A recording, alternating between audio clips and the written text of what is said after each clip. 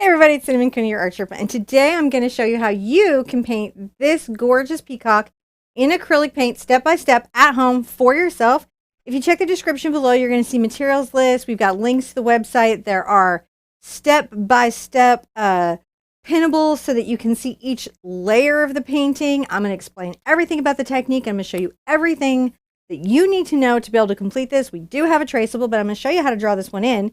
On the mic is my husband, John. Hey guys. He's going to be tracking me with one of our 5 cameras. And we have 5 cameras so you can see just every part of the action, because sometimes angle right makes it clear how I'm doing the brush stroke, but then sometimes angle left makes it more clear. So we try to really make sure that you can see everything that's happening, because that gives you the best chance at success at home. You'll notice that there are butterflies, little butterfly icons floating through our chat. If you're here for the live stream, those are our moderators. Sometimes that they have actual answers to the questions that you might have. And they may know where links are, so they'll be helping you throughout this. And they try to help us see questions that are happening. If I miss questions, I do try to answer them after the show. Oh my goodness, what a weird little intro. You guys ready to get in here and just paint peacock? Paint peacock. All right, I'm going to turn here. Okay. Boom. You didn't get me that time. You weren't fast enough. Was I? Slow. No, you got the... No, slow. Okay. So, weird couple camera twisty challenges aside, let me tell you about the materials. So over here, I have acrylic paint. I have a variety of brands. You can mix and match acrylic brands. They don't have to be just one brand. You just want to get the best paint that your budget allows you to have. Definitely don't kill your budget though, so work those sales. I have quinacridone magenta, titanium white. I have burnt sienna, cadmium yellow medium, phthalo green, phthalo blue, and diox purple to do this painting. So I think I'm pretty excited about this. I feel like this is going to go really, really well. I have assorted brushes and jars for acrylic paint. I'm going to put my reference, this gorgeous, beautiful reference, because you have your picture in picture now. So I'll be able to put my reference to the side so I can remember what the heck I'm doing today. Okay, so you're going to see here an 11 by 14 surface. This is an Artist Loft panel. You could do an ampersand panel. You could do a stretch canvas. You could do acrylic paper. Really, you just want a surface that's suitable for acrylic. Painting on a rock today. I think that's really cool. We have some wishes on the canvas. We have wishes. This is very important to all of our butterflies. We have wishes for Sook to be okay and home with family soon and just going to be all right. We have healing wishes for animals around the world. There's been so much outpouring lately in our community, wishes for well-being in animals. We had a bunch of wishes come in for cures for parvo.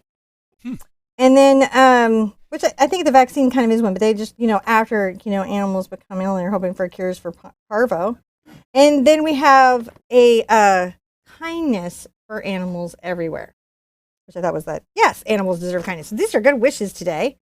I am going to go ahead and mist my canvas. I draw on this with watercolor pencil, and that lets me easily, erase the words. That will then go into the universe, bringing nice, good intentions. I also picked a color that I'm sort of painting the surface with, so helps it disappear. Let's put out our acrylic paint. I've got a big tube of titanium white. Fun fact, you'll use twice as much white as you will any other color. It's probably the first color you should upgrade to a more professional paint in your palette, because white just really can make a big difference in your painting experience. It's amazing what an important color to an artist white is. Unless you're watercolors, and then it's just not that important at all because your paper is white. And that's your white for your painting for the most part. That's very interesting. It's still an important color to them. They just get it from a different location. So I've got my surface here. I've got a nice big brush. This is a number 30 Art Sherpa brush, but you use any big brush that you have. You just want something that's going to cover the canvas easily. I'm going to drag off the extra water. I dip in and I drag off. That gets a little moisture into the brush. And I'm going to come in and load with white first. Because the quinacridone has a pretty intense tinting strength, I like to get the white really into my brush first before I start to do this. Now, I can sort of help myself with my tail, like the splaying of the tail, if I paint this in a fan shape. And you'll see this on the step-by-step, where it's really sort of demonstrated that you do this fanning curved stroke. See how that is? Mm-hmm. Let's get some more of that on there. Boom, boom, boom.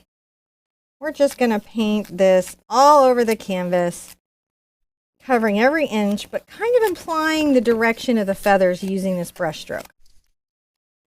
And that'll help us when we go to put them in. I'm going to dip in the water, drag off extra. How's everybody doing today, Mr. Cooney? Really good. Are they good? Yeah. They having fun? I think so. Are they being silly? I love it when they're silly in chat. I read what you say after. I do that. Well, don't panic. Don't get self-conscious. No, just know I read your words. I was over here reading some of the chat. And no, everyone's really excited to be here today. This is that, and to quote Caroline, Corlai, I think is how I say her name, Corlai. She says that today Sherpa is my happy place. Aw, Corlai, you guys are my happy place. Getting to stop my day a little bit and paint. It's pretty awesome. I'm going to grab a little bit more pink into this. Brighten this color up. I'm going to pull that through. I love to get to spend time with you guys. As we're getting closer to Acrylic April, things are so exciting. I have so many people who are really pumped, and they're planning their free time to be able to do it. I'm looking forward to the challenge that it's going to be to teach, but I'm pumped about that challenge. I'm really loving today's painting. One thing to pay attention to that you might not know is you can kind of see how I work just the edge of these bristles. I am not glopping the paint into the brush. It's about how I load the paint on the brush that pulls it into the filaments that helps me cover the canvas the way that I do. Now, I might have to turn this to the side to get good coverage here at the bottom edge. Remember that as you're painting at home, to turn your canvas, not your body, especially if you're sitting, especially if you're not in a traditional studio. It's not that one is better than the other, but by standing, it helps me align my spine a little bit easier. And sometimes if you're sitting, it's a little harder. So just be aware of how you're feeling, your body positioning and breathing and all those important things. Because it does make a difference to your painting experience. Oh, breathing. I have to say, I was even misread what Coralie was saying. Oh. She's getting married today. Congratulations. Congratulations. That's your happy place. Yeah. I don't know what John's talking about, but congratulations on your wedding. She says, I'm getting married today, but Sherpa is my happy place. I'm not upset you didn't invite us. There you go. No, please don't. You and 451 of your closest friends, we're going to crash your wedding. It'd be like our wedding. You guys, we had a lot of people crash our wedding. Yeah, we did. And they're going to see that soon. I've got that video. Yeah, you've got that almost done in prep from our St. Jude rewards. Got a lot of that almost done in prep. It's actually, I think, mostly done. I just got to do some little finishing bits. You guys almost ready to see our wedding video? I'm not ready. Play live. I'm trying to wash this out. Sometimes what will happen is on these bigger brushes, paint, see this right here? Paint will get on the lip of your cup. And then when you go to rinse out your brush or do that with water on your other brushes, you'll get an unexpected surprise. What you can do is just watch for that and just wash that down and make sure that that is not waiting and lurking to get you later, because it will. I know I brought the hairdryer in here, but somehow it didn't get plugged in. Let me see if I can stunt How would that even happen? Like, I made a point of bringing it in and I missed the step where I plug it in. That's a funny thing that always sort of happens to me in my art studio. That's not Twix. That's actually John crawling across the ground. It's always really funny. He's got a little crawling pathway that he does. Where is it? I don't know where you put it.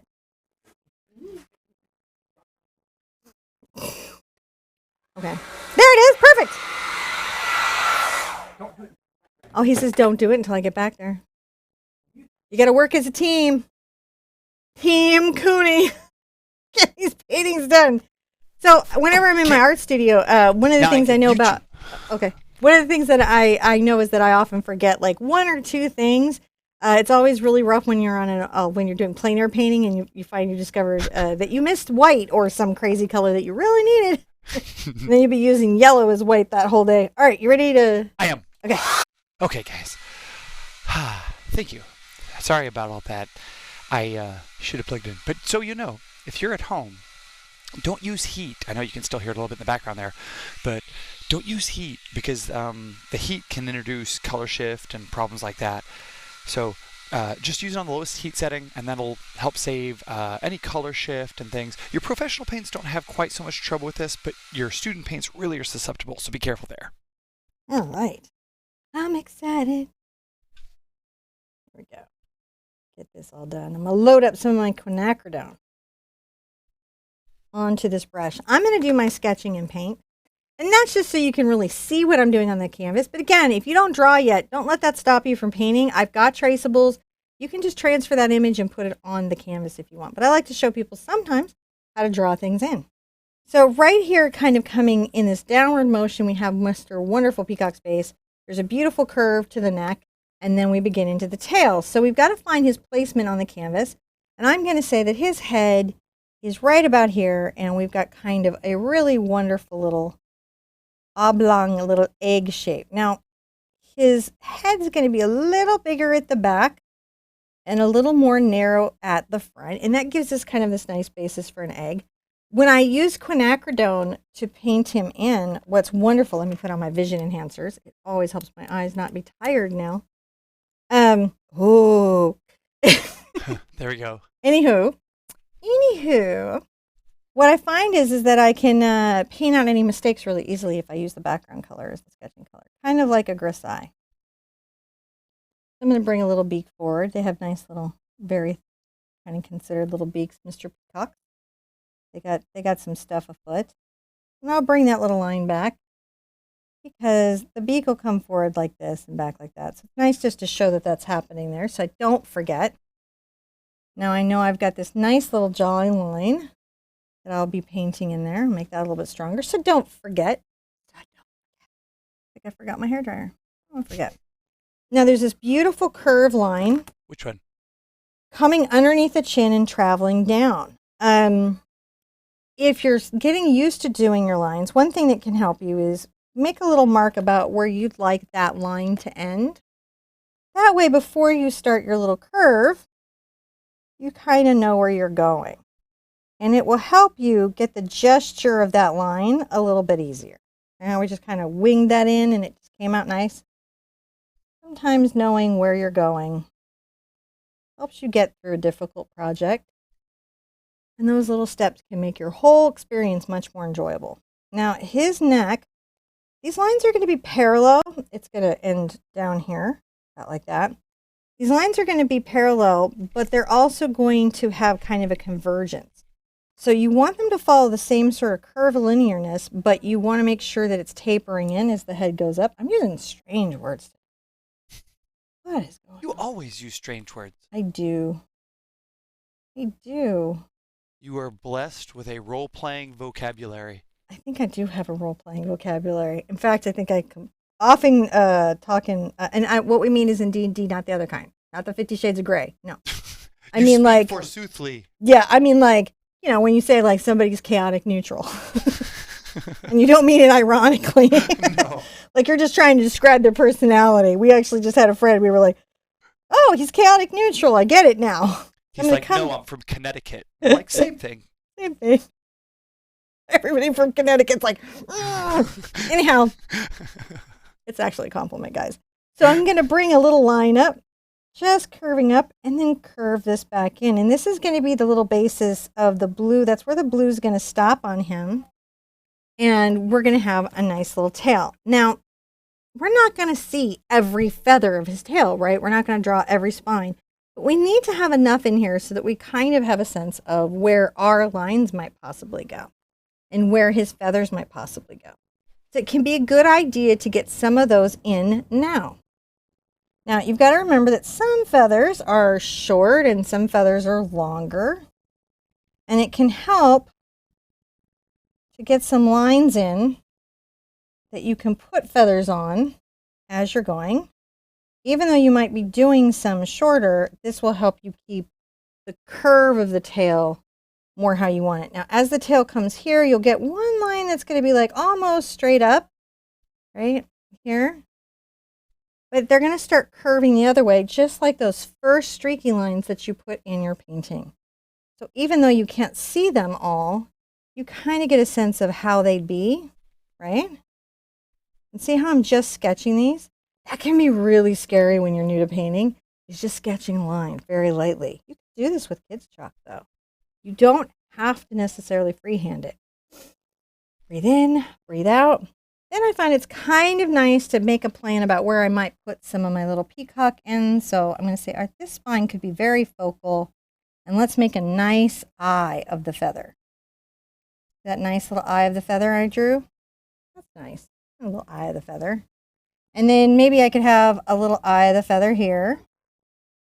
I've got to make room for being able to do the little minor filaments of the feathers around. So I got to think about where that stuff is going to be. On the traceable, you have the exact placement, because you know me, who knows what I'm going to do in the actual painting. I just go my own way. It's true. And though there's sometimes, I mean, I remember when we would have to sit down and compare, like, where did you put stars to make sure we knew which one was the original and the study and the live, because you sometimes almost make near duplicates. It can happen. It can happen. I guess it just depends on where you're going on the day. And you've got to remember you can layer here. So you put in your first layer of feathers, and then you can come in and put some extra eyes on there to fill that in. So don't put the pressure that you've got to just get it all in right now. You need the background layers in. Doesn't have to be every layer. Just the background layers are nice at this stage. All right. Let's put a nice little focal short feather in here. And maybe we have a little feather that could be coming right off. So see how we got a nice little arrangement of feathers. I have room to put in a few more after my first layer, so I'm doing really good. How are you doing? Hopefully good. Hopefully you're having a good day today. Hope your weather is good. I hope your family is good. I hope your furry friends are good. And if you're having a hard day, painting might be able to help. You can see I'm just making this little teardrop. That's going to help me sort of know where those shapes are. So when I put my free expressive little lines in there, I don't get too caught. I like to take some of these eyes off the canvas. I think that it helps with the design. I'm going to be really careful right here because the green and the blue are the same value. And what I mean by that is that if you were to take the color away but didn't put it in grayscale, they're the same shade of gray. So it can be really hard to see them against each other. By making sure I have a space that I'm going to ensure is a little bit lighter than maybe the rest of it, I'll make sure that his head really pops. So that's an important thing to do. Because I want those little feathers that happen there to look really good. Ooh, let's tuck a little bit of a little different peacock. Like he could have one right here. Maybe we can have one right here. I love putting in these little potential feathers. I got to remember not to lean over. I do this to John, which is why we now have 5 cameras, because I lean. It's okay. We have camera 2. Pay attention to that. I'm very relaxed about this expression of everything. I'm not particularly stressed out about it. It's like, feather here, because I know it's about the totality of what we see in the painting, right? I'm taking the time to enjoy every mark that I'm making, because that's what basically painting is. It's mark making, right? I'm making some marks, and I like those marks. And if I arrange them together in a pleasant way, I might like that painting. That's all that's happening. One might say you guys are master. God, the word just escaped my brain. Master illusionists? There we go. That's what I was working with. Illusionists, yes. I had to check to make sure it's phthalo blue. Sometimes on the tube, phthalo blue and ultramarine can look very similar, but they'll be very different colors on the canvas. So you just want to be sure that you've got that worked out. I'm only going to need the phthalo green, the phthalo blue, and the phthalo yellow, and some white at this stage. I do want to get a palette knife, and it's going to help me make some phthalo turquoise. You can buy phthalo turquoise, and there's a couple companies that make an amazing phthalo turquoise. Like Matisse makes one that's Southern Ocean Blue that I love. Holbein makes a fabulous phthalo turquoise. So there's phthalo turquoise already made out there if you would like that in your life. But you can also just mix phthalo green and phthalo blue together and get it yourself. So just really about your preference as an artist. If you're like, yeah, I don't want to have to mix a color that they make, that's wonderful. The paint companies love to sell you those colors. They will not be upset that you came to buy their color. But if you want to mix it, they're also not upset either, because they just want you to paint. Now I'm going to grab my fan brush. You could use any kind of stiff brush. You know how if in your paint box you probably have a brush that gives you lots of little kind of fine hair-like lines, scratchy lines? That's the kind of thing you want. Now this is special. This is my number 4 fan. It has a very special filament. It's called the Sherpa White, and it's extra stiff, so it holds up against the heavy body paint. It does help me when I'm painting because, as you see, when I get it wet, it doesn't turn into the 4 fingers of death, which many, many fan brushes do because they're not really made for paint that's this heavy. So what I'm going to do is I'm going to loosely mix little turquoise on here. See how that's all loosely mixed? Yeah. And I can come through here and just start to create the sweep and background of the tail. I think it's actually really pretty at this stage when the turquoise starts to go on. It's just the pink because those are such fun colors with each other. Isn't that nice? And we'll come back with some more detailed brushes, but this gives us a really fantastic base to work from. I'm going to wipe off the brush a little bit, pull everything back to the tips of the filaments, and then come do the next peacock feather. And while I'm doing these peacock feathers, because I got to do this all over the whole canvas, we can take questions and you can watch how I do this little kind of swing stroke. I'm going to scoot over there and I'm going to disable the your phone. I think it's... Do I have a phone here? I don't know where it's at. I don't know where it's at. I keep hearing it bizz. I got to locate it and disable it. Oh, So, you know what's happening is either you really like something I said on Facebook or you really hate something I said on Facebook. Because that's that notification. Probably that you really liked it. I hope it's that you really liked it. I try to say nice things. Well, while I go find that out, why don't you wax a little philosophical on why you went ahead and went through the trouble of creating that brush since you're using it? So in the paint markets, brushes are often made for a different type of product than acrylic. Like most brushes are made actually for oil or watercolor. And as acrylic has become a more predominant medium in the market, synthetic filaments have come on and some brush companies have tried to focus on that. But they didn't really focus as much on the fans as I would have liked. And I could never find a stiff enough fan to do happy little trees or do this kind of like little hairbrush stroke. And I really like a fan brush. I think it does a lot of fun stuff. It's a brush I like to make a mark with. And so when I was talking with Silver Brush, we looked at could we make a fan that would let you do all those different types of painting. And we put a really stiff filament in here and resolved all the problems. Wait, why are you messing with me? You left your coffee cake. Don't eat my coffee cake.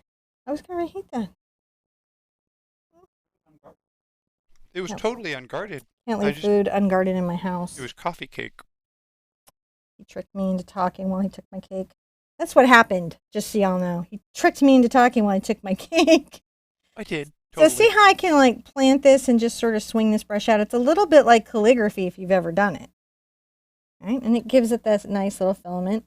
And I like this turquoise underbase to this painting. I think it adds some really modern colors and keeps the painting looking fresh and current. Do we have the question since I'm waxing? I'll go back up there. So, no, this is, who makes your brushes? Silver Brush Limited. Okay. They are, if you're an artist, you know Ruby Satin, you know Bristolon, you know Black Velvet. They make a tremendous brush. Just because they made a brush with my name on it doesn't mean it's not a fine art brush now. It is a fine art brush. It's just a fine art brush with some kick. Now, it's powerful stuff, these brushes. You've had a chance to try the new Artist Loft Level 3 paint? Yes, I have. What are your thoughts on it? I think it's a really good new product to the market, and I'm glad that they made it. It's got good coverage, low brush drag, a nice variety of colors that you can use. The pigmentation is spot on. The white's even really good. So if it definitely has become one that when I'm in Michael's, I'm going to turn my canvas aside here. And if, one of my paint companies that I buy from doesn't have what I'm looking for, I don't feel weird about buying that at all. And I think it's going to take artists a little minute to realize that it's as good as it is, but it really is as good as it is. So I'm not paid to say that in any way. Just No. so you guys know that. So I just have very strong opinions about paint. If you saw the Facebook group today, you might have seen some of my strong opinions about different brands of acrylic paint. No. Kat had a slightly different question. Hi, Kat. What do you think of the type of art where you don't get to see the entire image? You know, where it zooms in on just like a macro component. I think that's wonderful. Hmm. You know, what I would say on this is that as painters, we paint not just how something looks, but oftentimes we're painting how something feels. And we can do things in our canvas that you wouldn't necessarily do with photography, though the tools now have certainly become very versatile. But when you zoom in on something and you focus and you make it large, you make that object more important and more exciting to the viewer. And it's a really wonderful tool in the artist box. And then you just have to decide as a viewer how it makes you feel, and did you feel like that feeling was worth it? Whatever that the artist did. So I'm going to go right here. Just getting that basis of that turquoise. I'm going to just be tootling today. So I won't be going at my little red Corvette speed today. You're painting along. That's probably good news. Now, if you're curious about a lot of this, a great place to ask questions about the different kinds of paints and things is on our Facebook page. Mm-hmm. There's a lot of community out there that goes out and you guys try different stuff. So if you have a lot of questions, that's a great place to go check that out. It really is. Like, we just put up a post today of all the brands that I could think of, and then everyone else all over the world is sharing the brands of paint they use. And we'll put together a massive list of all the brands of acrylic paint. And I'm not always here. I won't tell you what to paint with, and I don't ever want you to feel bad about what you're painting with. I mean, craft paint is real paint. It's not an illusion. You didn't hallucinate it. You went to the store and you bought it. Yeah, it and works. It has what? And it works. And it has different properties. It has different properties. It has different purpose. And the trick is, as artists, is just buying the tool, like this fan brush, for the purpose of what we're doing. Do you guys love this brush stroke that it does? I had avoided doing the Peacock this way because I was like, man, do all the little filly bits. But now I'm like, I'll do all the filly bits. And the reason why we do talk so much about this brush in this episode is that it's unlikely that your brush will perform similarly. So if you're getting a different result, it very may well be the tool. So just be aware this brush has extremely firm filaments, which is that's why Cinnamon did it. But I just want to show you something. I did do it for this, but if I wanted to, I have a bristle filament. So this is a mix of synthetic filaments and hog bristles. And I could come here just with a little bit of water, and I could come and do a somewhat similar, see? It's a little heavier, yeah. A somewhat similar effect.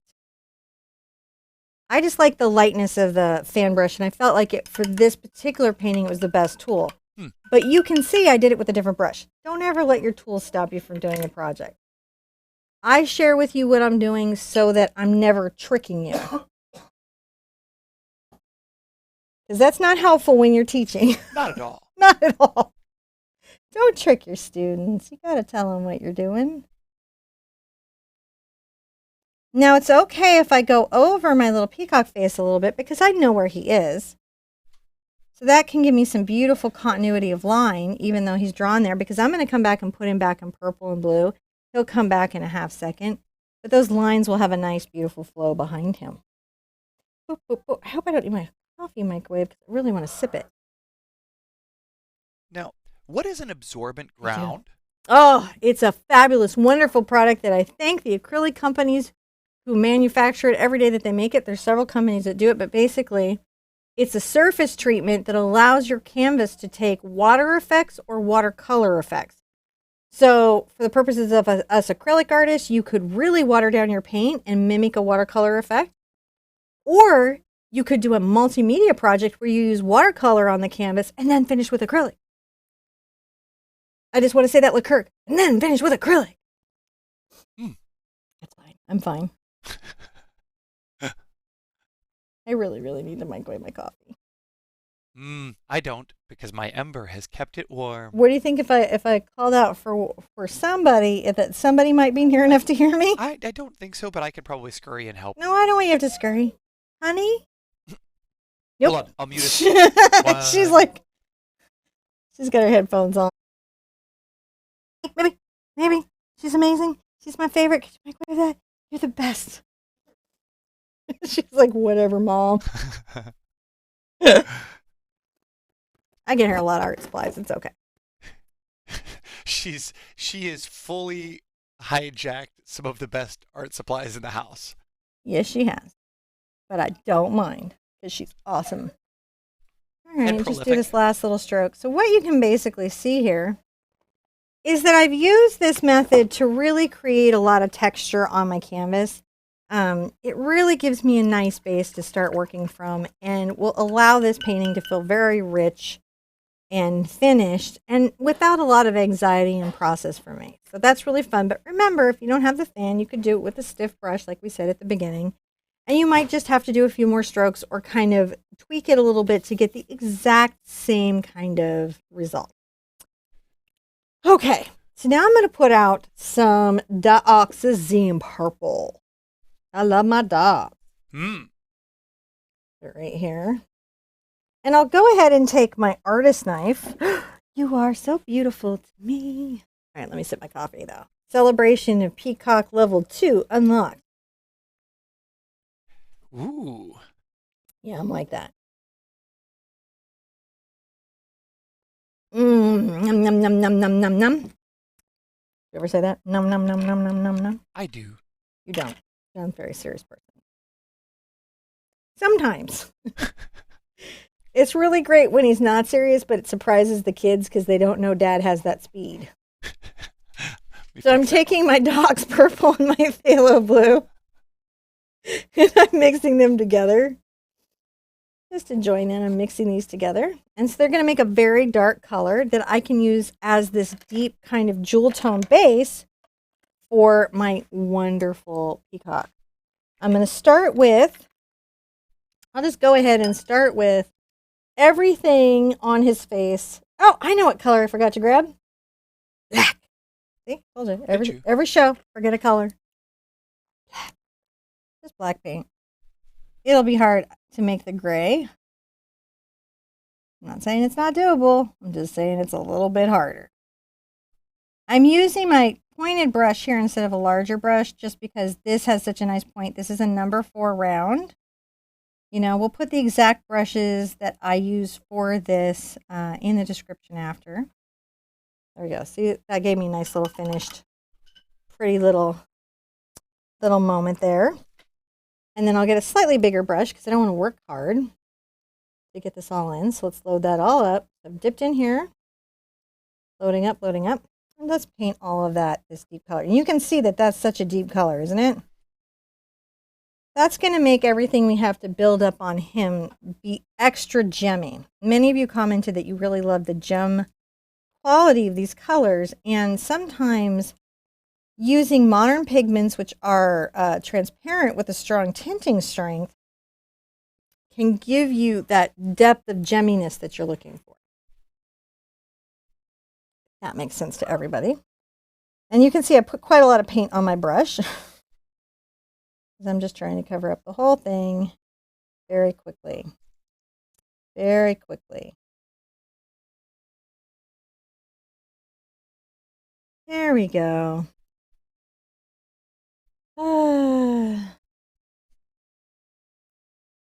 There we go. Coming down. I very much enjoy this. Sometimes it's just fun to watch the brush flow in a direction like a river. You know, like it's caught a little river on the canvas and it's coming down and swings through it. Just sort of enjoyable. Now I'm turning my canvas, my surface, not really technically canvas, my surface on its side. And I am coming along here painting this outer edge. You can see that I'm letting the paint come off my brush. See how I'm letting that do that? And it's creating that crisp edge. Isn't that nice? I hear it. It's still there. It's muted, but it's on vibration. I did that because the last time I was at the theater with the kids, I didn't want to miss a call, just in case you had a call with an emergency. So I had it on vibrate, so I didn't disturb everyone at the movie theater, but so I could hear if you needed me. You need to watch. You need to put your watch on. No. Vibrates. He goes, bzz, bzz. It does the same thing. It'd be right here bizzing. It would just be bizzing. I would be in the same boat, wouldn't I? All right.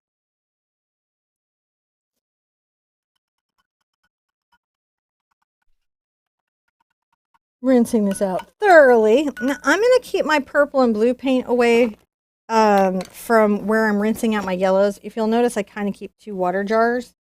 And that's so I don't dull my paint by mixing my purples into where I'm doing my yellows, because it will all carry through and contaminate everything. All right, I'm going to dry this so I can get the next layer perfectly, because there's a couple things I want to do that I don't want the underneath paint to bleed up into. Just yet.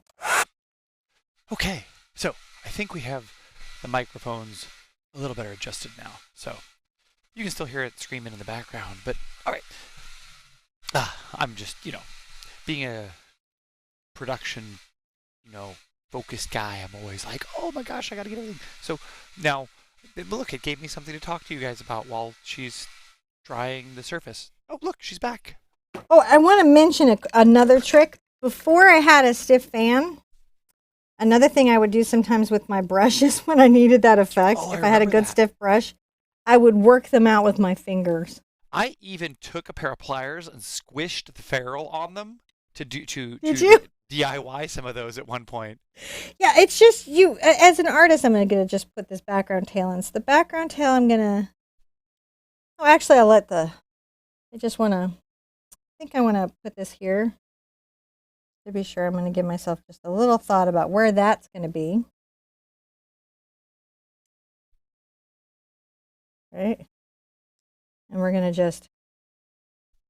I'm going to come back through and do a really neat technique here, but I want to just make sure that you guys are set at home, regardless of the type of paint that you're using.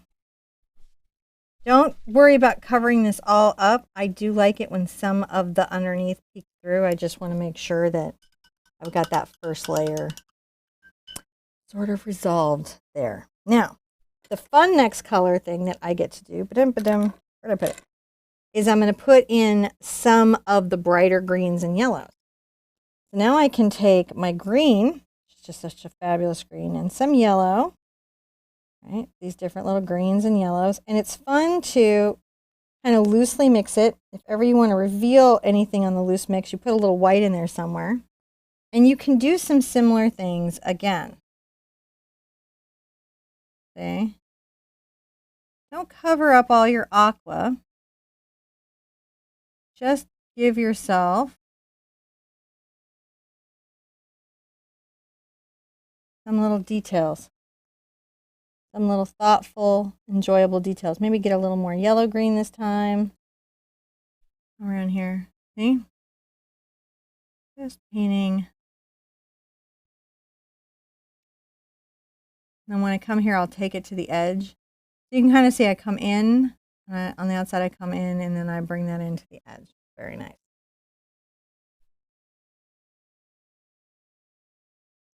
Let's do another little layer right here. And again, it doesn't have to be a crazy amount, and we're going to come piece in some detail work here. But these little elements that are worked out in this sort of layered way really will help the piece. And you can see I'll come through very quickly at first. Don't take out all your turquoise because you worked real hard to get it in and it's beautiful. You're just wanting to show and make sure that your background looks like a full peacock's tail. Get some more of that. You put a nice strong, see that strong stroke right there, and on the left hand side we're doing nice strong strokes. And then we'll curve that in. And what's nice is you can kind of come in and curve this way. And remember, you can use the edge of a brush. Look. So on top of doing that fan, you can actually do quite a lot of detail work if you need to. Is that a number 4 or number 6 fan? This is the number 4. Okay. Is this the smaller of the two? It's the smaller of the two. And I really would have given them to you in every size if it had been an option. Stay tuned. You never know. I love that I have watched moving images on a box long enough to remember stay tuned. Yeah, Because you used to have to tune in, this is true. You did used to have to tune in. which sometimes meant, using one hand or leg or sibling as an antenna. Definitely might want to lighten that up there because remember we talked about we had this area we wanted to stand against. So let's brighten that up a bit. When we use yellow, yellow actually reads a little bit like white in the composition. It's very light. There we go. We're going to detail work pretty soon, but it's just fun to get this basis in. And again, remember, you can come on the edge. Living on the edge. And see how we're coming right on the edge, using the edge of the brush to make more pieced out details, doesn't it? Yeah. Really fun stuff. Well, I feel like it's fun. And I teach painting, so that makes sense. It'd be really weird if I didn't think it was fun, wouldn't it? Yep. A strange decision to do that with my life. I don't like painting at all. I think I'll teach it. Every day. Every day. For like years. For years. Yeah, like. And it will never end. I'm going to bring some yellow green through here. And you can see, again, working my edge. A little bit of water on there. So, if you find yourself in the middle of this going, man, I just totally goofed up all these feathers, could you just repaint it pink and try again? Yes, you can. It's acrylic paint. If ever you get into a painting, I'm actually redoing a painting right now that I was almost all the way through. It was a very important painting. And as I was resolving it, I realized I didn't like some of the basic construction elements of it. So I'm actually going to go back to 0 and restart. And what I will get for my trouble is the design will be much stronger than if I just allowed it to be what I didn't want. So never be afraid of, we're just going on the little edges, never be afraid of just starting over. That's always fine. That's fun.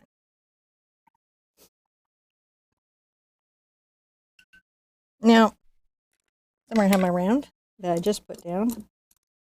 No, I do. Oh, there you are. You're hiding right there. Always lovely when the round hides. So you can always grab some of your turquoise, your green, a little white, anything, and then just come here and you can refine any of the areas where you didn't feel like you liked it, or you can come up and make spines. I use in yellow green here. But see, I can use my detail round to get some really cool results. Some little blue there. And come up and make a little spine.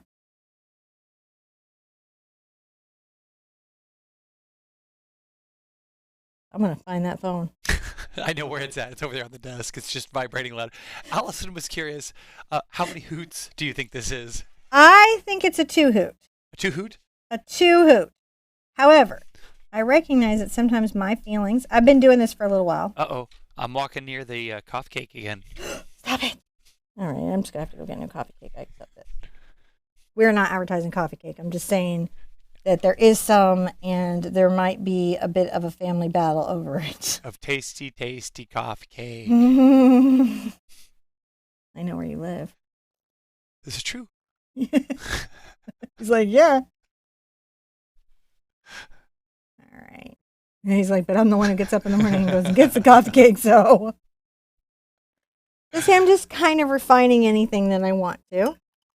Any place that you're like, oh, I need a little bit of an extra something. I'm going to rinse out really, really well. I'm going to go ahead and get my number 8 cat's tongue. You could use a filbert. You could use a round. And I'm going to paint the centers of these in. I'm going to go ahead and get a little of my yellow and maybe a little of my white, because white helps with coverage.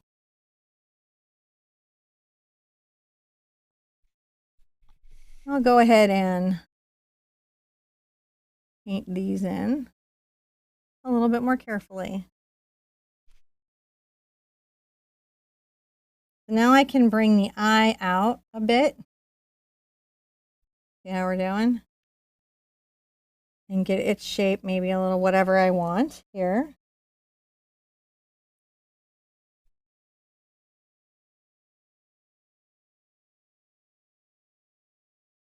There we go. Peacocks are a very involved painting project just in general because they're so ornate. And getting that really expressed can take a minute. So be patient with yourself and give yourself time for this particular project. Some projects just come together in a half a second like the waterfall, and some projects take a little bit more of your time. So be relaxed about that. Don't be concerned about if you're completing a painting quickly enough, doing it, fast enough or the same speed as me or other people. That isn't really a... Whoa! Wow. Done! Whoa, Done! what is that guy? Done! What is that? I got him on camera. He's a little spidery guy. Oh, God. Whoa! A whole bunch of crazy stuff just happened there. That was... that was live. This lesson is over. Okay, hold on, guys. I gotta go fix this. I don't paint here anymore. We have to abandon the studio. Just burn it to the ground. I am never... I don't know if I'm camera worthy. I hate my shirt. Uh-oh. Okay. You should maybe turn off the camera or what? Oh my gosh. Oh, where is it? Just a little spider guy. No, that's not okay. You have to know where he is. I need to know where he is. I can't go back till I know where he is. So freaked out. I can't leave my corner. That is not okay. I think I'm sweating now. Okay, well, that you have to know. We have to know. You guys cannot let him get me. I really want to finish this lesson, but I'm really afraid. He's on my easel somewhere. Twix, eat him. Eat the spider. Eat him. Eat him. No, don't be cute. Don't be cute. Go eat the spider. Eat him. Eat a bug. Eat a bug. You're a small dog. Eat a bug. Oh my goodness. I am freaking out. I'm freaking out. I'm like tearing up. No. What? No. No. No. It's not okay. No. Okay, so I'm back over here, and what I'm gonna do is I'm gonna see. I don't even know what to do about this because it's just hiding. So I think I'm off camera. You are off camera. I could go look for you. No. Do you want me to look for you? I can spin a camera around. You're very afraid. I'm hiding in the corner. Okay. So okay. All right. All right. Go stand by your Go stand over there by your. Okay. Like I'm really freaked out. So like. Can you go stand by your silver button? Yeah. Okay. Okay. All right. No, guys. I'm okay. I'm okay. Okay. But don't come on. Okay.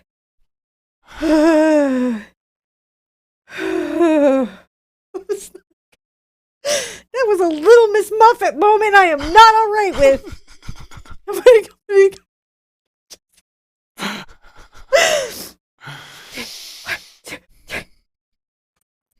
are you going? Okay. What are you doing over there? Okay. You have a hairdryer. Maybe he'll blow away. No, it's not turning on. What's going on? Okay, guys. to say, this is the most interesting.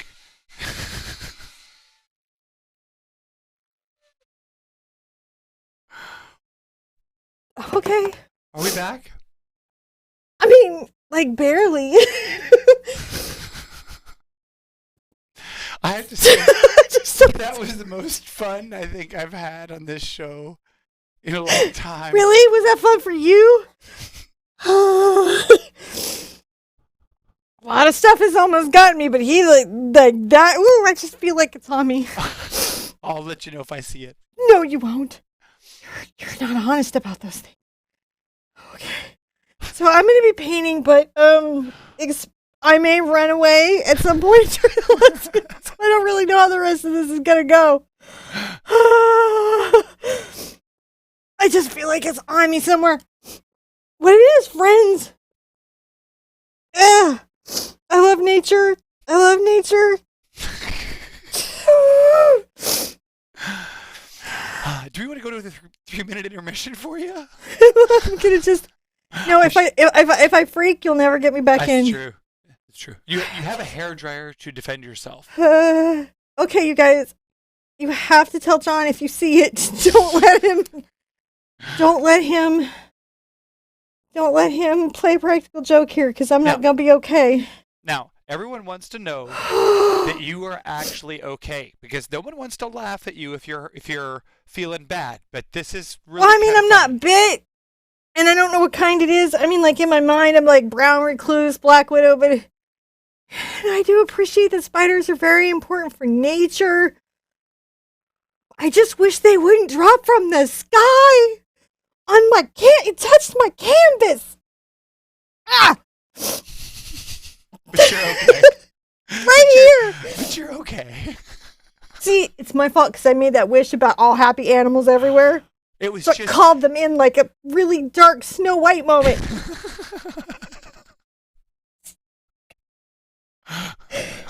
Ooh. I'm gonna be all right. Okay, they say I can't edit this out. I have to leave this in. It's not all right. I'm going to keep going. Soldier on. All right, so I don't really know how the rest of the paintings can come out.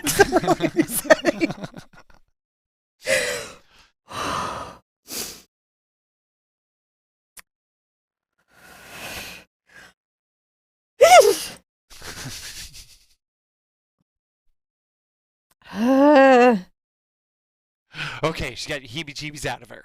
I think so. Please excuse the cry. It's not really something I can control. Ooh. Whew. Ooh. You were very brave. Thank you for doing that, babe. Are you sure you didn't see him? You know what? I'm concerned because I'm like just wearing my PJs. I don't even know. Like, I'm just. Oh. Everyone says breathe. Just breathe. I'm okay. Got a little boo boo here.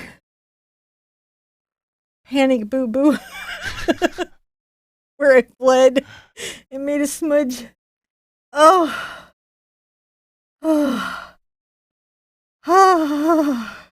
Gotta be all right. See, everyone's like, why don't you do more plein air painting? This is why. Like, it's really fun until, like, a bug hits your hair. Or, as once happened to me, a bat. So, sometimes nature wants to be part of your painting, and that can be challenging.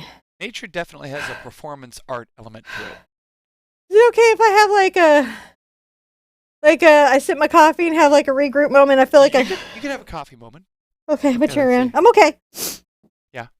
I really like my unicorn corner. Apparently, that's a really good. I have a corner over there at the unicorn and flowers by the bike, so apparently that's a good corner to hide in. Is it? Yes. It's like my panic room. It's not really effective. It won't really protect me from anything, but I perceive that my I don't know. Let's see here. Oh yeah, I can switch over there so they can see that. Let's see here. Oh, there it is. Yeah. I can see that corner. That's where I was. You're there and you're hiding in that little corner. Whoop. Yep, that's where I was. That's a good corner. Doesn't that look safe? It is very safe. So it just occurred to me that the shrubbery could have hidden other friends. Well, it could have. Burn the house down now. Oh, I should see. Yes, that was, of course, take a break. So they're curious. Are you afraid of spiders? I mean, like, I accept that they need to be in the world and that they do a very important act. But, like, I had a friend that she thought her tarantula was so cute and she always wanted me to pet it, and I just wanted to love it in its cage at across the room. So we'll have to name this one.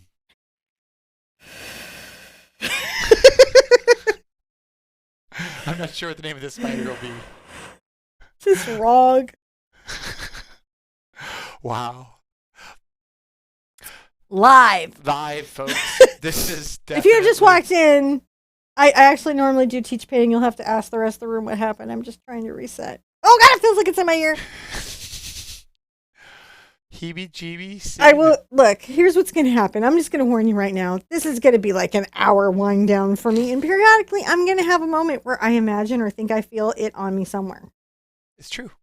You will be heebie-jeebied. But that's okay. Classes are canceled for the month. So we can feed him the gate. Did you see it? It just like dangled down. And you know what? It's not like a radioactive spider and I get to be like Spider Sherpa afterwards and like have super painting. No. It's like the regular kind that crawls on you. Yeah. It just says hello. It didn't. Yeah, it really did. It really did. And, you know, you read Charlotte's Web, but you don't feel Charlotte's Web, if that makes sense.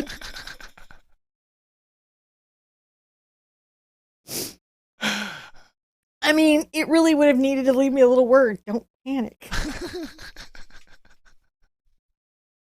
Okay. All right. All right. I'm doing something here. What am I doing? Painting. I don't know. Painting something. I'm going to pick did you get my black paint? I'm going to pick a different thing to paint for a minute while I'm calming down. Mm-hmm. A different thing. John's going to find me some black paint. Black paint. Okay, I'll get that. I will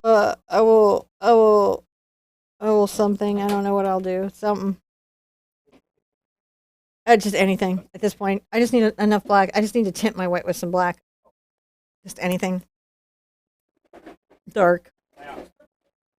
Just any black. It's all over the table.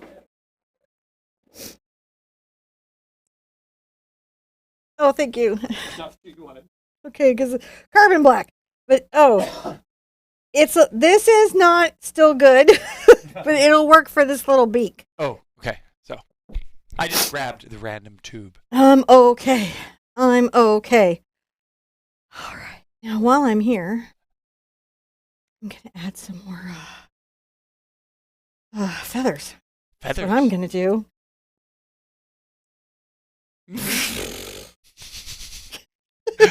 So, this is not typically your role. No. You're not a... You don't Coyote Peterson doesn't get up at night and think, I hope the Sherpa doesn't take on my animal show. He's not worried about me. I'm definitely a viewer. I wonder if Coyote would now come on our show, because we clearly have some cross content. We've had a lot of wild animals on the show. The fledgling bird that got stuck in the studio and we couldn't go live. And oh yeah.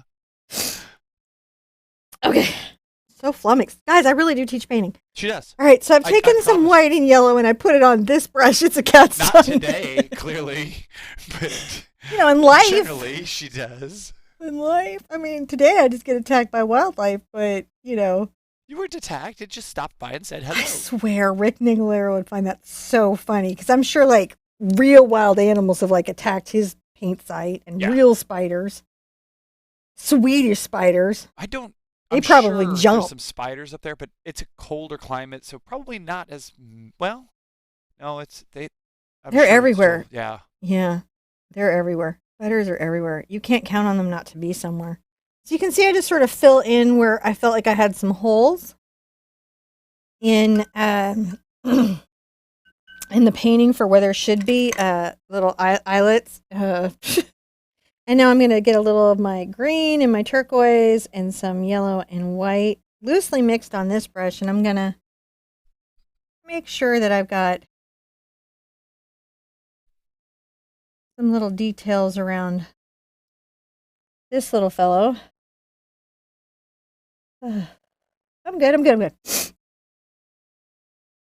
Thank goodness Janine wasn't here. Somebody warned Janine not to watch this one. It would not be okay. She would not think it was cute. Oh, if you're triggered at home, I'm really sorry. I feel your feels. I'm just coming around here, just making sure that these look incorporated as part of the tail. So you can see how I blend that in a little bit. Now I'm going to do the rest of this using my white brush. I'm going to let all this dry for a second, and I'll work on him a bit. Let's put in the beak. I'm going to take a little of my white and black. And I'm going to paint in the basis of the beak, which is kind of dark gray. I'm going to bring this back a little bit and pull it forward down to where his little mouth comes back. And then there's this little space in the beak, and this happens on a lot of birds, where the beak kind of continues back into the feathers. So it's nice to go ahead and show that. So you can kind of see it goes back and down and back and around again, if you guys can catch that.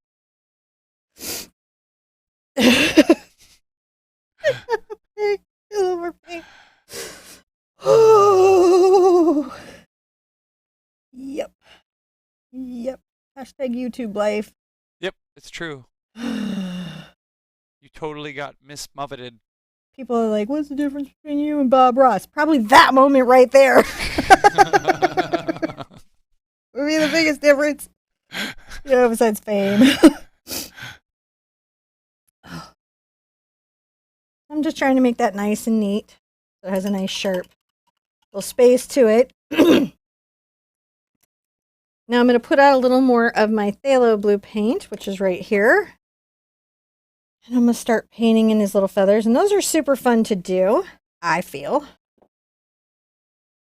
I'm going to get my brush wet and load it all up with this yummy, yummy phthalo blue. And I'm going to actually, interestingly enough, do another coat. You know what I'm doing? Mm-hmm.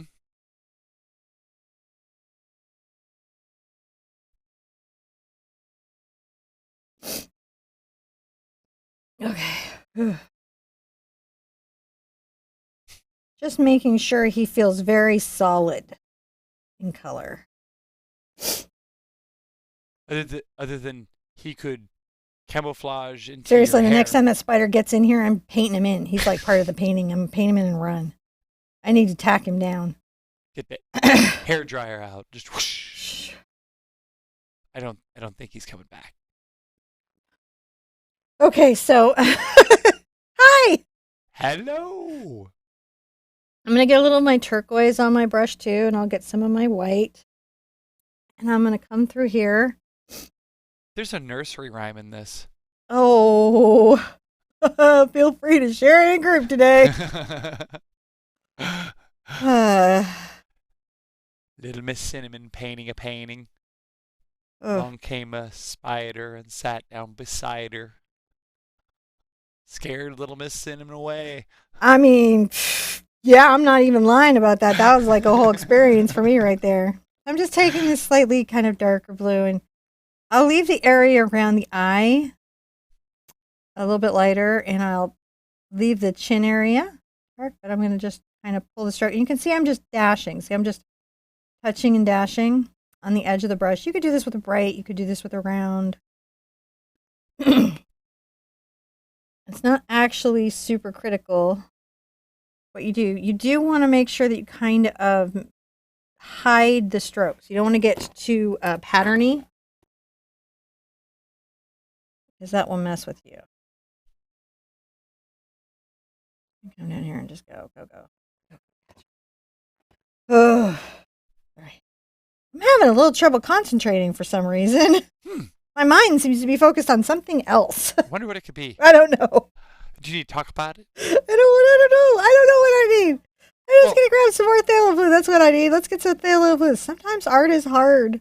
Are you using the cat tongue? I am using my cat's tongue number 8. And you're just making little dashy marks. And I'm just making little dashes. You could do it with a round. You could do it with a filbert. You could do it on the corner of a bright. You're just trying to make these little kind of hidden dash marks. I find it's good to come back up in and weave that in. See how that weaves in? I noticed that there's lots of different like tones and mixes there. There is. So 2 things going in our favor. We're loosely mixed on the brush. So you can see some green there, some blue, some white. And he was just painted with a coat of blue that's sort of coming up into this mix.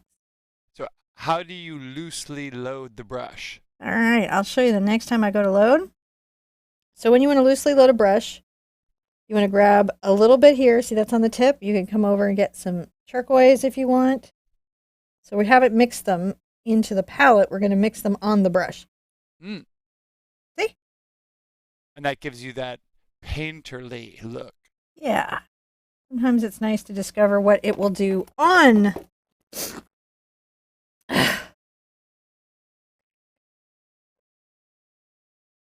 Oh, I didn't mean for this lesson to take this long, but 30-minute freak out break.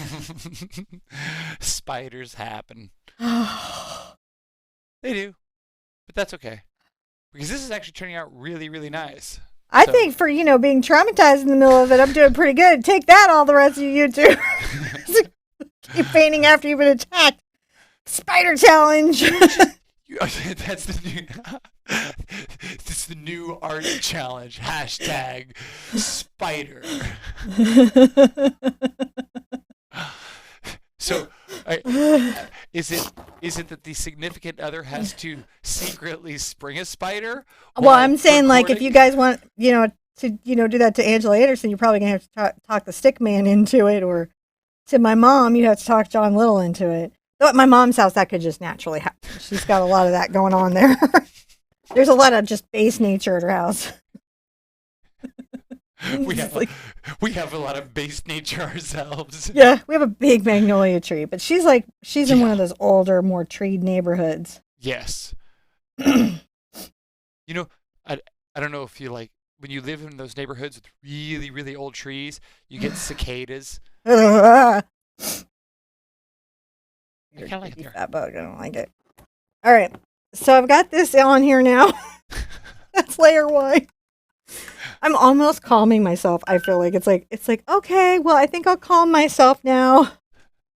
I'm gonna get some of my blue, maybe just a little bit of white. I'm gonna just make some of this in here. So what you're gonna want is you're gonna want your darker values to the outside edge. I'm liking to, and if you get like a little light value, I'm gonna bring that in there right there. There we do. More blue on there.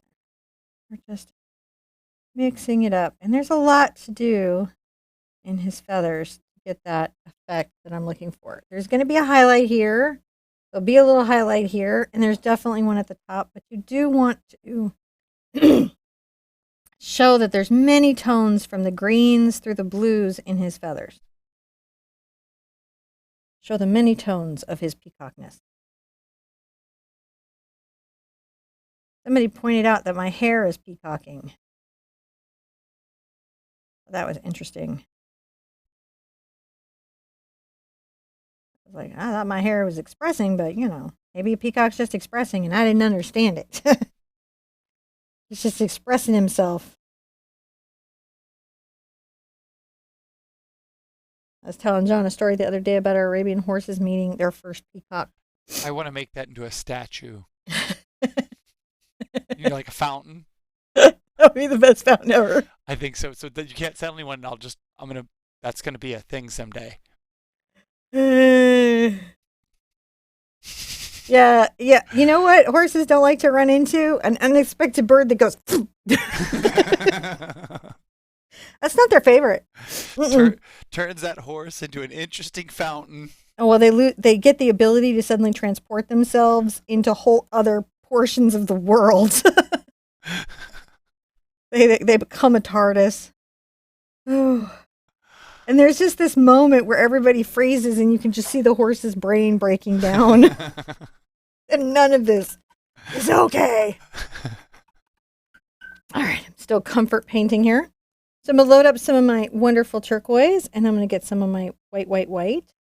You can see, get them right there. Now, when you were done with all this, you could use iridescent paint to... Oh, if you have any of that Chroma Shine or Chroma Pearl, go for it. It is the bomb and would look so gorgeous on this. Hopefully they'll have it here in our art stores in the United States soon. I'm just, like, I love that I got some early, but now I'm kind of like, man, we need it here, because if I ever run out, now I'm hoarding it. So I'm like, I need to know there's more. So you can see that green really helps kind of imply the iridescent of his feathers. See? I'm going to put some right here. Little dashes, little bits of iridescence. Little reflections. Just see.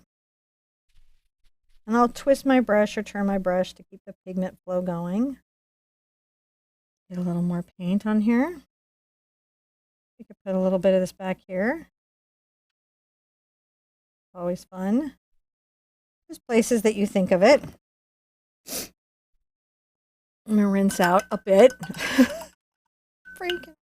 Okay, I'm going to get a lot of white and a little bit of blue. It's a very light, maybe a little bit up on there too. And I'm going to come in and start getting some reflection feathers on here. Now, once you get close to wrapping it all up, if you could just point out where you may use some iridescence to try to... Oh, I'm happy to. Unless the spider's back, and then you guys are just going to have to finish this based on the step-by-step on your own. I'm really telling you, that will be it. Well, what we would do You're done. We would hit pause on the broadcast. The painting is dead to me. If the spider comes back, I'll never paint it again. So I'm staying really close to the top of his head. I'm going to come here a little bit to the jaw, because I know I'm going to want to put his little eye right there, so I don't want to get too crazy. And I'll put a little reflection coming down the back of his neck.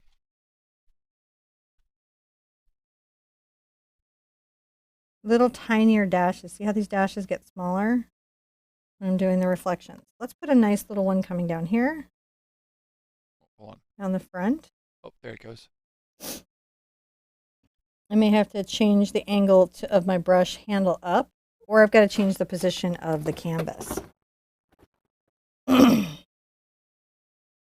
Oh, whew. Just little dashes. Oh, wow, my blood pressure is just like going crazy. And I have good blood pressure, so, that's really saying something. The benefit of having hypothyroidism. Blood pressure be good, yo. There's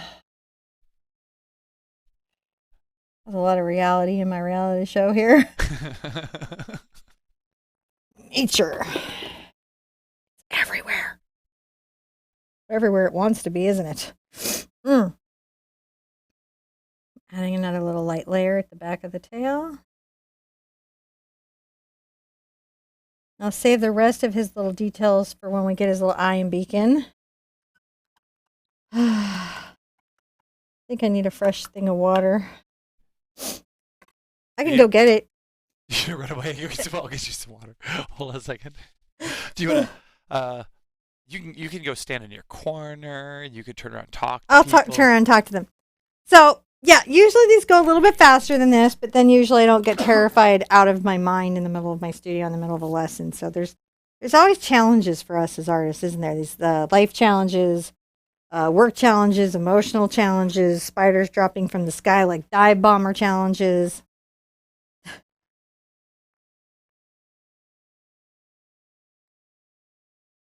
Letting John out. And, the thing about the studio is that the challenges help us kind of redefine ourselves and figure out who we are. If a painting is really challenging or troublesome, sometimes celebrate that painting because you're learning something important from it. Like I'm learning that I can paint after a spider attack, which is a thing like the dog from Up. Spider. Coffee? No coffee, just water? I love you. It's okay. It would be amazing. You're the best ever. It's just, I feel bad because you're doing this really weird exercise routine. And I could have just gone out the curtain. Anyways, so I keep looking for him. I wouldn't have known that. I mean, in the past, I would say that if a spider attacked my easel, I would be done with the easel for the day, maybe 2 days. Like, it would be really, like, I would be, like, looking at it. I'd have to, like, blow it and vacuum it and have a whole moment. And here I am realizing I can go forward afterwards. That's a cool thing I didn't know. And hopefully when you guys are in your paintings and you have something, maybe a technique is challenging or it's not coming out the way that you want, you know, hopefully you'll think of this moment and go, well, if the Sherpa can keep painting after a spider attack, I suppose I could just let the paint dry and paint over it. Because that's the beauty of acrylic painting, is it's forever giving you another chance. Sometimes in some medias, because of the nature of the media, the way it doesn't dry or it's transparency. Here's beautiful, thank you. It will not be something we can redo. But you're so funny. It just seems like you should see him weaving through here. It's like, I know where the camera is. That Whiskey Cavalier show. It's about like that. Anyways, so what? Well, because you said it was dorky, spiry. Just think of me and the spider and go, I can do it. I guess that's my main point. Okay, I'm back. I can't believe I'm still here. I can. Hello, Sherpa. I'm gonna sip my coffee and turn around. Okay. You need those. Oh, there. That button. That's the one you want. Okay. They can hear you. I'm just finding my calm again. Are you? I'm trying. All right, I'm gonna put some little center dots in. Now, one of the nice things about the inside of a peacock feather is they have these wonderful eyes. So I'm gonna take a little bit of my phthalo blue and my white on my round brush. You can see I'm just sort of loosely mixing it, but I am mixing a light blue color. And I'm going to come inside each of my little dots and go ahead and make kind of like a little eye shape that happens there. Something to say that there's a little eye in here. Maybe we see the bottom of this one. You never know. You guys doing okay? At least this gives you a chance to catch up with me. Are you doing okay? Yeah, I mean, I can't see and my vision's a little blurry. You got some warmed up coffee. But I have some warmed up coffee and I got some adrenaline. I got some adrenaline. I got John here and I think I can remember how to teach this painting. Can you? Again, this is really new territory for me. You can ask my mom. I don't come back to the easel after spider attack. Bat attack. Large palmetto bug attack. Definitely never after cicada. That's just done. So did you tell everyone what brush you picked up there? I didn't because I'm still struggling to keep my kids together. We'll work together.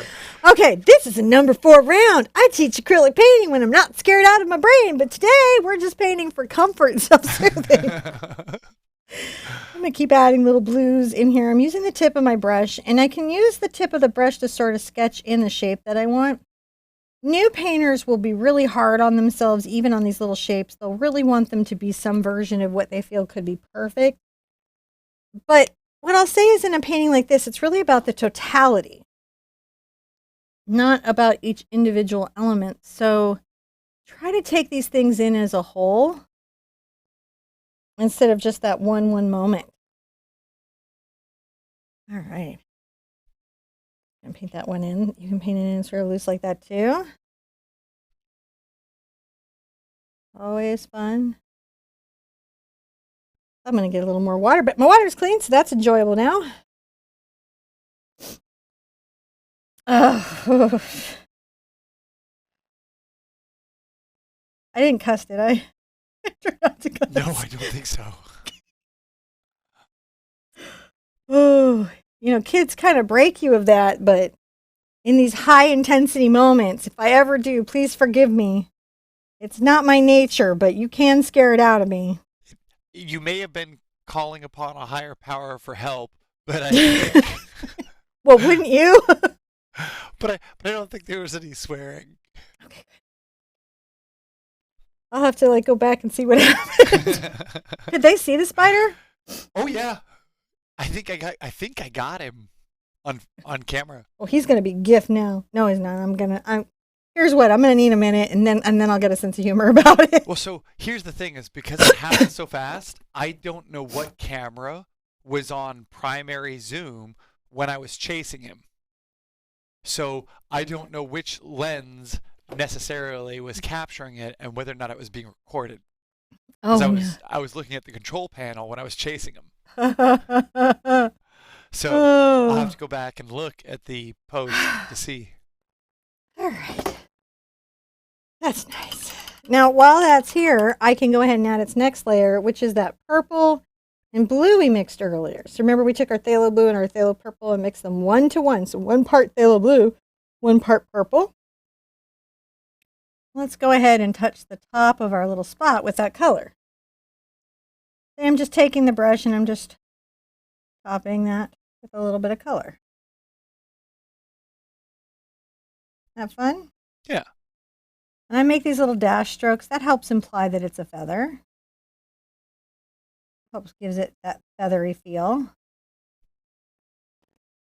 Like you want. I was crying a little bit, so my nose is red. Just, you know.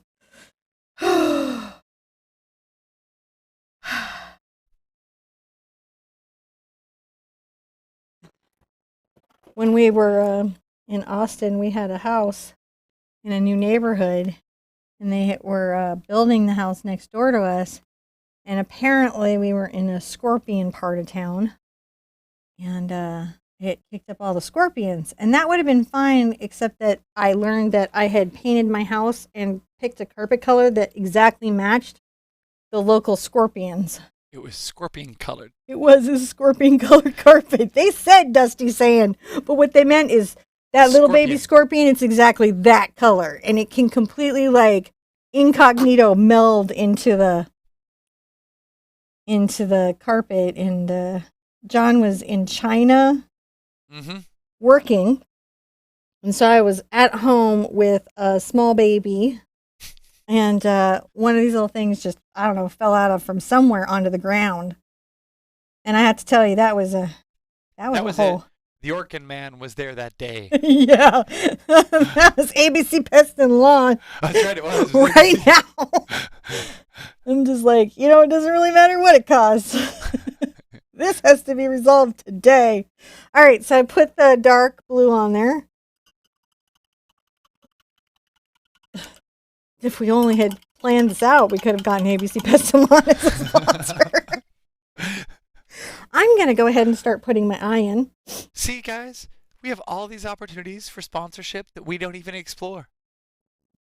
We could see. I don't think that we could have a sponsorship of pest control and do a collaboration with Coyote. We'd have to pick one or the other. I think it's probably true. Also, I'm not too worried. I'm going to make a curved line right here. It's kind of like an eyebrow.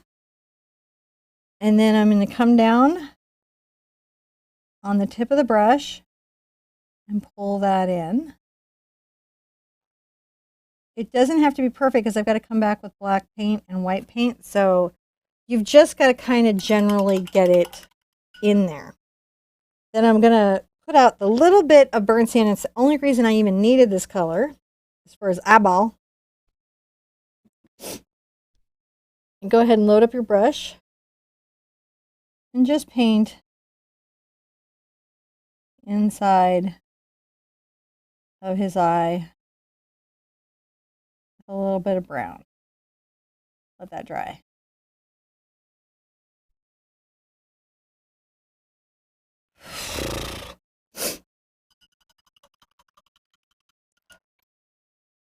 Yeah. Now while that's drying, I'm going to make a much lighter gray. So I guess we've had Judgy Rooster, we've had, let's see, what was the other one we had? Judgy Rooster. Sassy Rooster. Sassy Rooster. And I think this is surprised Peacock. He might be. He might be. If your mom is watching from home, I bet she's having a whole moment. Oh, she is. She's been in chat just laughing.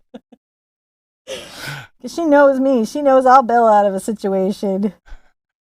I got a strong flight response. I'm going to bring a little bit of a reflection here where his nostril is going to go. So you can see I'm taking the slightly lighter gray. And then let's come under in the beak and like just right here, add that little bit of a reflection. We'll rinse this all out. And with your brush fairly wet, let's bring it over to the black to, get it almost like a fluid. You could use fluid black, but if you're using heavy body, you'll need to thin it with water. I'm going to thin that with water. And I'm going to add a very dark little long, thin nostril. Come along here. Underneath the beak here, bring a little black line back. That is like the shadow under the little beak. I'm going to roll this out. I'm going to get a little, come under this lid. I like to I'll leave some of this brown reflection, but I'll bring this curve so you can kind of see there's a little roundness there. The brown swings in like a little sea or moon or crescent that's happening, and that will give me that reflection on his eye. Now, while I'm here, I'm going to get a little more of my gray. It could be a petrified peacock. He's a pea something. And define that little gray there. And get that there. Now, if you get a lot more white on there, you can come in and a lot more, need even more. Not quite white, but you want to have it be your lightest color on that beak. You can create a little reflection. Here I got there. And I'm going to go ahead and with this very light gray, make a dash of feathers that comes up over his eye. That little dash. It is nice to sometimes do a little bit of feather past where you might expect them to be. Just because, feathers kind of grow naturally and they might not always be exactly perfectly in one space or another. Dash those back. They're saying this looks more like a protection peacock. It's looking like it's pretty ready to hunt the spider. I would. Twix certainly didn't. Twix just asked me for a biscuit. No, Twix is gonna tell you from your lap that someone's breaking in and stealing all your stuff. And that she went over and got pet by those people who were breaking in, and they seem pretty nice. Yes, exactly. All right. I'm going to do this little spot back here while this is having a dry. I'm going to load up, and I think this is really fun. It's okay if a little green gets into it. Right? You can get a little green into it, but you mostly want it to be yellow. Sometimes I add a little white. So you see it's another one of those loosely mixed things. And I'm going to use the shape of this brush, see how we're doing, to create a little bright yellow spot of feathers at the back where all of these beautiful tail feathers spring up from. Always get more white. As he shakes his tail feathers. He shook his tail. I shook my tail feather right out of there. You booked it. You left a little vapor trail. I was like, "Pow!" Sorry, guys. So now, next time you go hide in that corner, I have the camera preset to track you. Oh, no. There's no corner. See, this is that moment when he realized that I was paying attention where he told me the cameras were set for. Because she went right over there. Ooh. But that's okay. Ooh, I'm not a pretty crier. You're a very pretty girl. I like you. I like you too. I'm just saying I Blair Witch cry. No. I'm very proud to say that I knew that movie wasn't real, but only because I was in art school and we had that exact camera that they were carrying around, and I had to carry that camera and all the battery packs, and so right away I knew that was not possible. I was like, no, none of that happened at all. Yeah. And also, It while was they a might not movie. come look for kids in the woods, they will come look for their camera. This is true. I'm gonna load up some green while it's all still wet. There were a couple plot holes in that movie. Interestingly enough, it's not the supernatural witch I'm objecting to. It's carrying around that camera. Right, exactly. All right, here we go. I'm going to add a little touch. And this is sort of like the feathers that are on the outside edge. And my trick to this is stacking them a little bit like bricks. So when I come through, I'll have them off alignment. So see if I've got these two here. I'll make like a little hit one there and see right there. There's a lot of turning and adjusting for this particular look, but what we're trying to do is just make sure that they each look like individual little feathers. It actually goes in pretty quick on this one.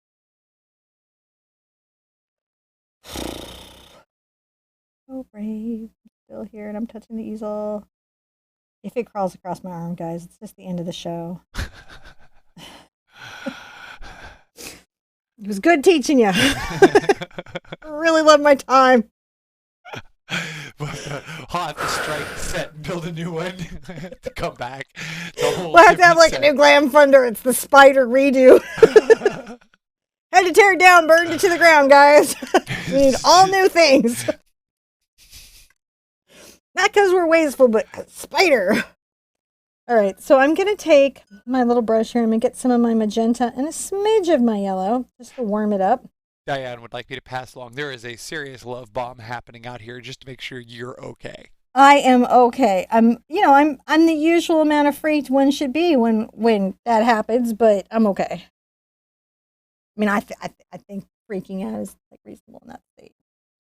And I'm just enjoying my wife painting and decompressing from spider time. Yeah, it's a different kind of class. So when I make the stroke, what I do is I start the stroke. I've got just a little bit of magenta and yellow in here, and I press down, right? And that flails the brush out. And then as I go around the curve, I lighten my pressure. And that's how I get that nice result.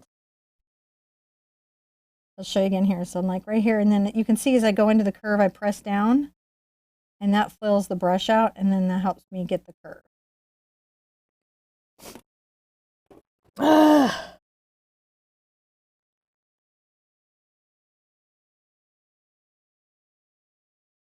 There we go. Getting a little curve. And so I've just got just a little bit of yellow in these feathers to warm it up. The pink kind of just almost carries it into an orange or brown. Right? A little bit of water, a little more yellow.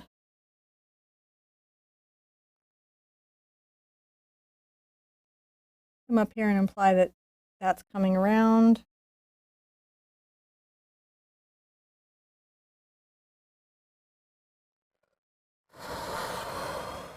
Glad I did the step by step. That's on the website if you need that.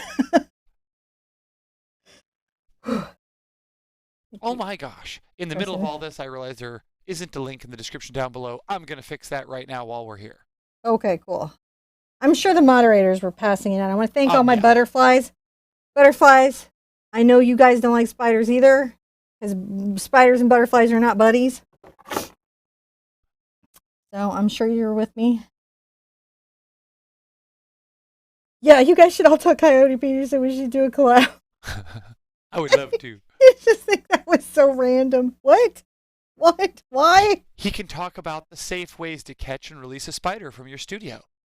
Yeah. Yeah, and he can hold it over there in the corner while I paint.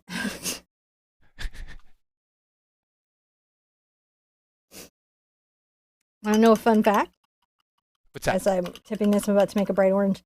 The reason I found Coyote Peterson's Brave Wilderness, it is one of the few channels on YouTube that absolutely is good for kids and family. It's very family friendly. Is the cow killer, getting stung by the cow killing ant was on his thing. And actually, I used to play with those as a small child. My parents let me play with those. They were called velvet ants. They were called velvet ants, and I just thought it was a fuzzy ant.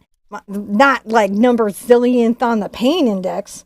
So like right away I called my mom. You know how you call you when you're an adult and you call your parents and like you did bad parenting. Mom, did you really let me play with that thing? I was like, Mom. She's like, well, you're here. Yeah, that stuff doesn't work on my mom at all. Because she's like, you're here. You're good. You survived. You survived. Well, actually, she'll be like, your angels took care of you. Wherever there was questionable parenting, my angels watched out for me. Well, they did. So I'm adding this kind of yellow-orange at the bottom, if you guys can catch that. And that's going to brighten up these little eyes on the peacock feathers quite a lot, as you can see. Isn't it amazing how effective that is? Very. And so we're going to just put those a couple places. Well, we're going to put those all the places that we have peacock feathers.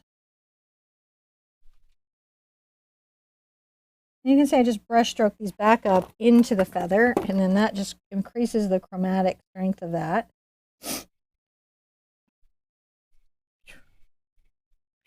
More yellow, I think, on this one. So you do want it a little more to the yellow than to the orange so that it pops when you're doing that. I'm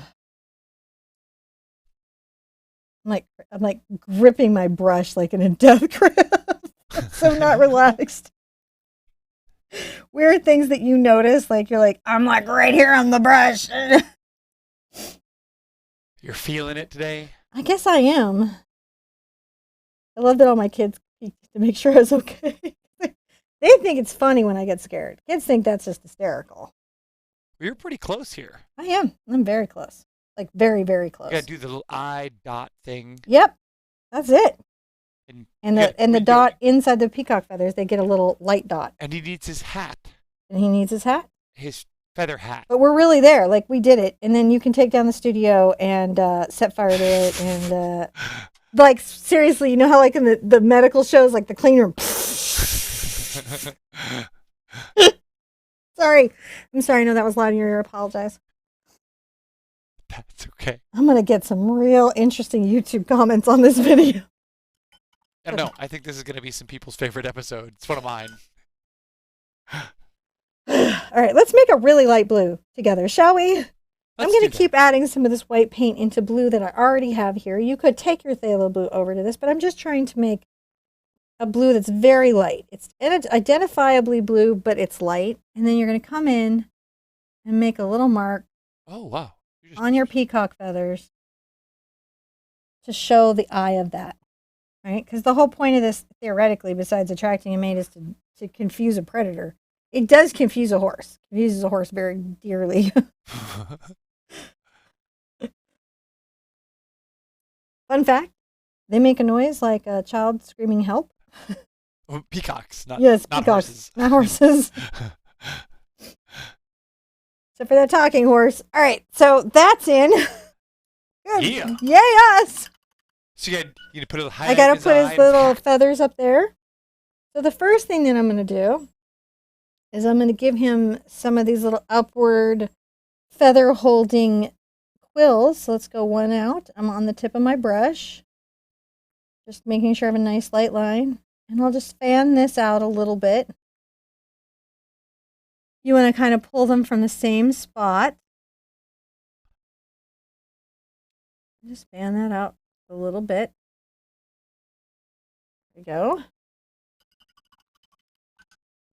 And then I'm going to take my little brush, and the first little set of color I'm going to pull up there is the purple blue. If I need to get some water into it, I will. It was very dry. And then I'm going to tap, tap, tap, tap, tap, tap. Tap, tap, tap, tap with my little fan brush. You could use a little bright brush to get a similar effect. They were noticing you missed a little orange there on the feather right in front of his face. Oh, yeah, I did. Thank you. Good catch. Good catch. I'm a little distracted today. Well, yeah. That's why we're all here to support Thank you. Sherpa in your process. Good catch. Okay. Now I'm going to get a little of my blue, just pure blue on here. And then tip it with a bit of white, guys. Just get a little bit of white into that. So it's loosely mixed. When folks wear these little hats, they're called what, ornamentors or something? Fascinators. Fascinators, that's what they're called, yeah. I'll get a lot more white onto this. And I'm going to highlight some of these feathers, like you do. All right, there, that's there. That happened. Yeah. He needs a couple little bright highlights. Yep. And then he needs his white highlights, and he's good. Let's get our brightest, lightest little aqua here. And you do want to be able to see the slight blue cast to it. Go ahead and put a few of these highlighted little feathers where you think the sunlight might be catching a reflection on him. See how we're doing? Oh, yeah. Very similar to what you might do on scales on a fish. Similar technique, similar idea.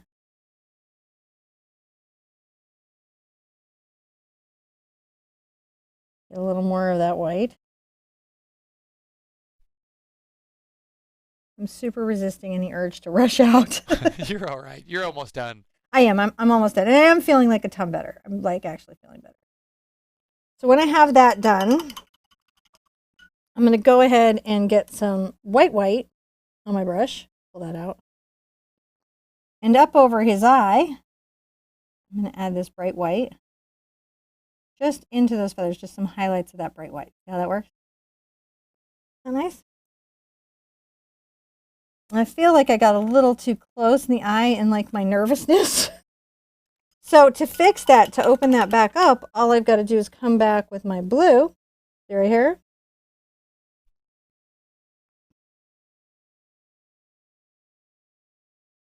And it's a pretty easy fix. So I don't ever have to worry about any of that stuff. Tighten up his tail with a little bit of your extra blue, just to make sure that there's a nice synergy between this part of his tail and the rest of him. See how that sort of ties that together? You don't have to do it through the whole thing. It's just nice to have some of it there.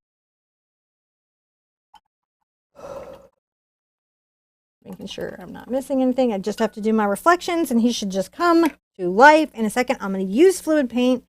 So soft body paint.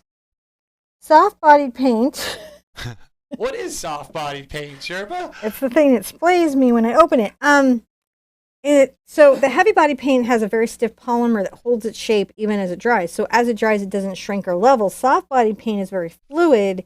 It shrinks and levels as it dries. And it's very easy to come off your brush. So I'm going to load just a little bit on the tip here of my number 4. I'm going to add a nice little reflection on his eye. Maybe let's give him some on the inside of his little eye. I'm going to come up over the nose.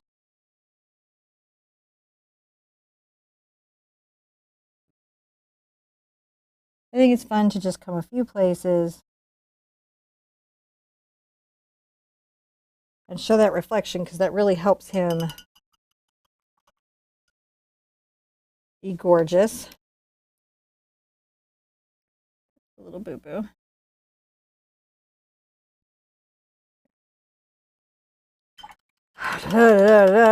All right. I think we did it, guys. We did it. All you gotta do is sign it. Yep. Yay. I'm going to get some blue and some white, and I'm going to just come down here and I'm going to sign it. I'm going to say, you never know what's going to happen when you're painting. Be open-minded.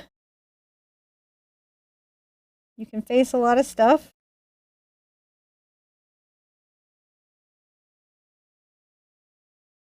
Sometimes our spiders are literal and sometimes they're metaphorical. Don't let the mean words of others or those metaphorical spiders chase you off what you're doing. Just keep going. Okay, woo! Here Here we go. I'm going to turn around. Okay. 1, 2, 3, go. There you go. And I'll adjust the camera over there so that you guys can stay. I think for like complete, like intense duress painting, we did pretty good. You did great. Every day is a new day when you paint, right? Every day. I'm okay. I love you guys very much. Thank you for hanging in with me in spite that interesting little intermission. Be good to yourselves. Be good to each other. And I want to see you at the easel really soon. Bye-bye. Bye-bye.